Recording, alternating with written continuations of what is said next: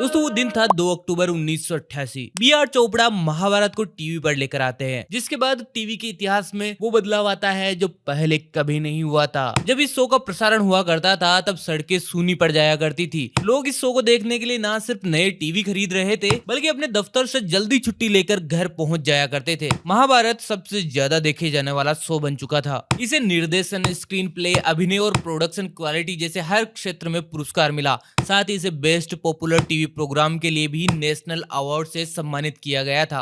भीम, अर्जुन, दुर्योधन, कर्ण, शकुनी, विदुर, दुशासन, द्रौपदी, कुंती, गांधारी और धृतराष्ट्र जैसे किरदारों की लोकप्रियता भी किसी फिल्म स्टार से कम नहीं थी। एक और किरदार है जो इन सब किरदारों पर हावी हो जाता है और महाभारत का अहम पात्र है। नाम है भीष्म पितामह यानी मुकेश खन्ना। क्या तुमने ये निर्णय ले लिया है कि तुम हस्तिनापुर का विनाश किए बिना नहीं रहोगे?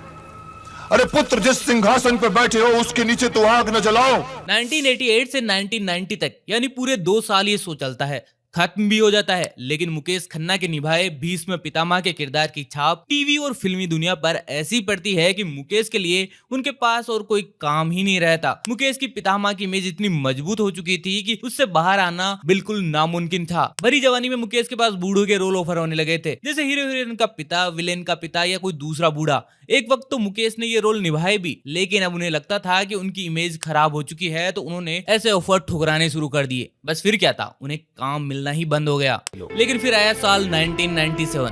दूरदर्शन पर मुकेश आते हैं शक्तिमान बनकर। शक्तिमान मुकेश खन्ना के लिए करो या मरो का वक्त था। उन्हें अपनी बूढ़े वाली इमेज को बदलना था और जो मुकेश खन्ना ने कर भी दिखाया। ये शो महाभारत जैसा था, या यूं कहें कि उससे भी बड़ा हिट हुआ। और सिर्फ भारत ही नहीं बल्कि जहां भी भारत के लोग रहते थे वहां तक इस शो ने अपनी पहचान बनाई। मुकेश खन्ना के शो को ना सिर्फ बच्चे बल्कि जवान और बूढ़े भी देखते थे, क्योंकि मुकेश खन्ना इसमें कई ऐसी बातें किया करते थे जो समाज को सही दिशा दिया करती थी। लेकिन अचानक साल 2004 में शक्तिमान बंद हो जाता है। पूरा भारत इस सवाल का जवाब मांग रहा था कि आखिर क्यों बंद हो गया शक्तिमान। मुकेश खन्ना भी चुप थे, वो किसी को कोई जवाब नहीं देना चाहते थे, सो दिया भी नहीं। लेकिन कुछ साल पहले उन्होंने खुलासा किया और बताया कि दूरदर्शन उनसे शक्तिमान टेलीकास्ट के लिए 3 लाख रुपए की फीस लिया करता था। लेकिन जब शक्तिमान हिट हुआ और 100-150 एपिसोड पार कर गया तो फीस बढ़ाकर 7 लाख कर दी गई और फिर उसके बाद 10 लाख रुपए। हालांकि 10 लाख रुपए से ज्यादा मांगने लगे तो मुकेश खन्ना को भारी नुकसान होने लगा। उन्होंने दूरदर्शन के डायरेक्टर जनरल से रिक्वेस्ट करी कि पर एपिसोड की फीस इससे ज्यादा ना बढ़ाई जाए, क्योंकि उन्हें भारी नुकसान हो रहा है। लेकिन दूरदर्शन वालों ने भी साफ कह दिया